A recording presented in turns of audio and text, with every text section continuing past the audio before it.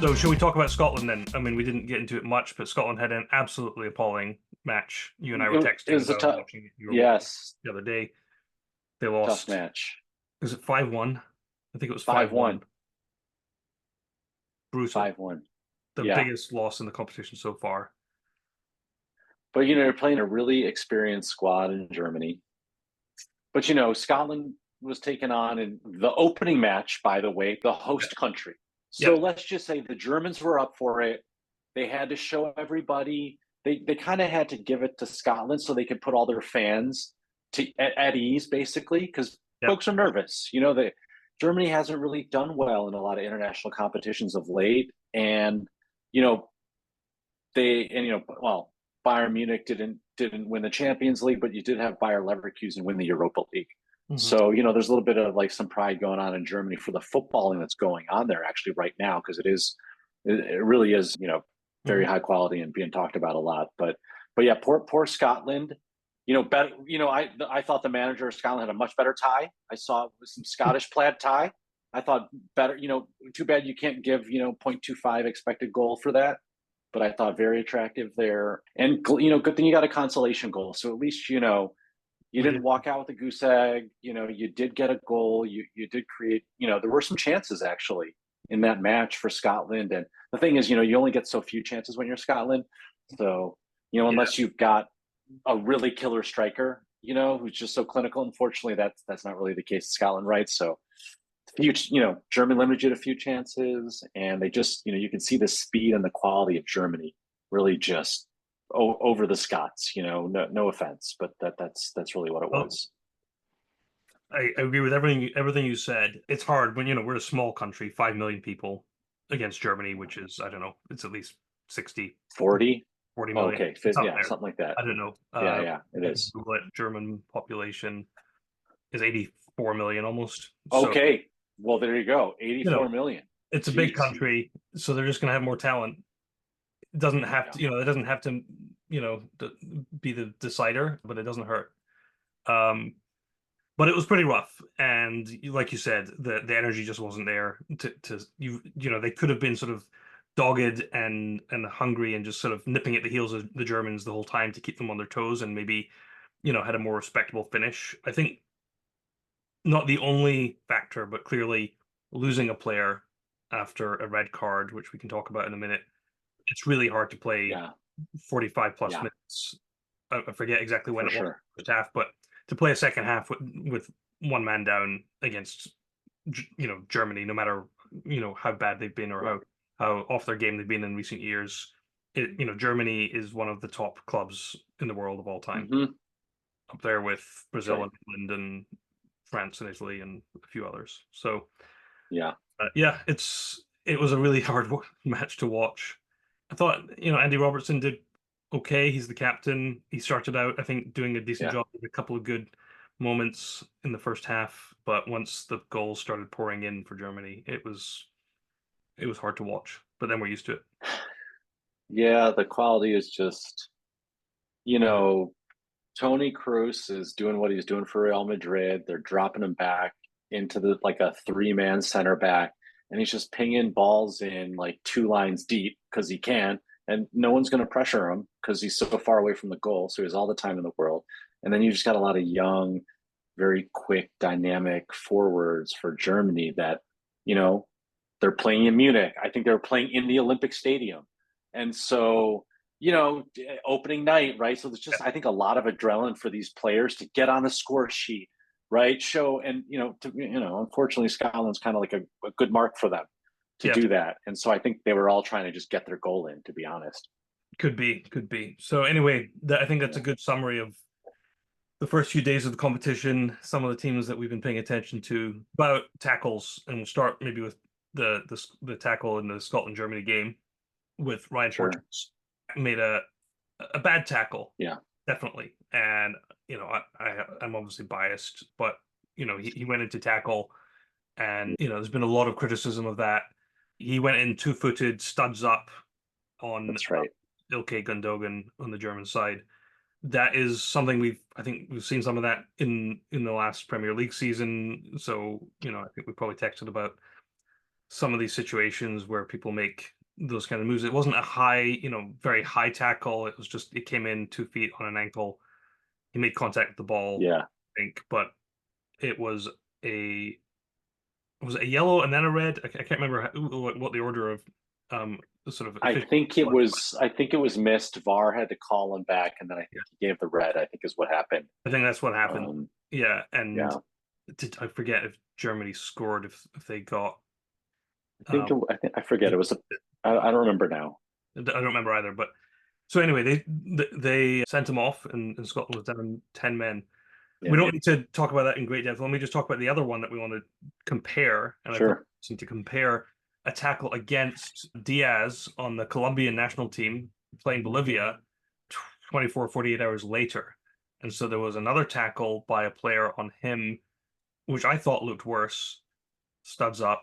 Yeah. They got a yellow Oh yeah, card. look bad. But then there was what was described as a brawl, and I watched the video, and it was more of a sort of shoving and pushing and a lot of yelling. And Yeah.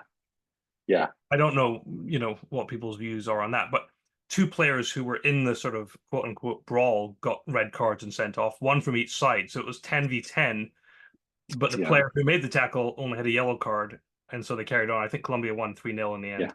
I'm just interested in your Yeah. thoughts in comparing those two somewhat similar Sure. scenarios, how you felt that they were they handled the right way? Again, I don't know much Yeah. about football. In my view, they were handled in sort of different ways. There's somewhat an arbitrary nature to the way that matches are kind of managed, whether it's by the referee or whatever kind of governing body has sort of established rules and the Sure. tenor of how an individual match or a competition should be played. Yeah. Well, I think this one, these tackles, in two different continents, like I think really shows just sort of like what the what the baseline fervor of a match is really like. And in Europe, they try to keep the match under control. The referees really try to keep the match under control. And the red card there on the Scottish player, I think it was a defender, right, coming out there. Ultimately, it's all technical. There's like intent doesn't matter. There aren't extenuating circumstances. If you've got 2 feet that left the ground, the studs are showing, and you contact them at the ankle or higher, that is a red card. It just is. Like Hmm. all you have to look at is a still photo. You don't need to look at video anymore. And so they've gotten to the point where they're really focused on player safety that way. And as fans, we just hope like, hey, you really like keep trying to do that because players are still getting hurt. Yeah. And there's tackles that are. I mean, I think about Luis Diaz getting injured. I think it was against Spurs, but took a horrific tackle that I don't think even got a card for, There were two or three and tackles last season that were kind of, didn't even get a card for it. And so it's really about also just like being able to apply what we all have been told are the rules of what a red card and a dangerous foul are. Now, going to this Colombia Bolivia match. Now, if you've ever watched Copa America, if you've ever watched any kind of South American club football, it is like a different animal than Europe. It is to me, a more aggressive and physical game. There are a lot of sort of like nuisance and like sort of kick out fouls that happen that aren't really called in South American football. They're just like, what? What's the big deal? You can still run, right? And so there's a little bit less sort of like treating players like, oh, you got, someone blew on you and you fell over, it's a foul. Like they really try to let a lot more of the physicality play. And you get a lot just more of the blood boiling sometimes because of that. And sometimes you want in players, and you wonder like if the referees have any control of the match sometimes because they often lose control of them. So that's just like some of the different cultural and tenor and this sort of historical practices between the two continents. And I think is why you see some players like be okay with retaliation because they might have been able to get away with retaliation in a previous league because it was just sort of used to like, yeah, tit for tat. But when it comes to like the Premier League, certainly UEFA, they're not interested in any of that. they're not interested in Total that. control of the match. You see players because I haven't watched much South American football. So do you see them taking dives, because you see a lot of that in Europe. Oh, People are like, "Oh, you tapped me," and they fall over trying to get yeah. I mean, or people are diving because they're running fast and they're doing like risky things. I to me that's really what it is. It's it's less of the professional diving in the box that players are incentivized to look for. So that I mean that happens at all levels of professional football, and also that happens in any sport, right? When there's a way for you to take advantage of the rule, you do that. Mhm. And so, not to knock these players, but you like to see people, stay on their feet. I think this is something that Americans would give a hard time about watching the World Cup in years gone by. But now you watch the NBA and you think to yourself, oh, they're doing the same thing. Guy takes contact, he falls down so he can make sure they know there was contact, and the referee will blow a whistle. And it's that really starts. That's the professional nature of the game. Yeah, that makes sense. One of the other things that happened with Porteous, the Scottish player who got the red card, is he's also been banned now for the next two matches, which means potentially Ah, for the entire yes, competition unless they advance. that's Which right. I understand why they're doing it. My understanding is that UEFA's set a tone they wanted in that first match to make sure that it was clear what was acceptable, but they're also Yeah. following, the sort of the list of potential sort of punishments or repercussions to the letter all the way down the list.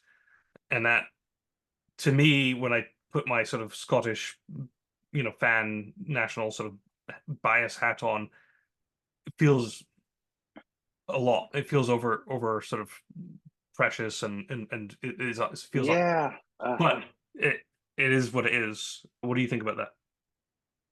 Well, a couple of thoughts. One is, it does seem harsh. It is also, to your point, the letter of the law.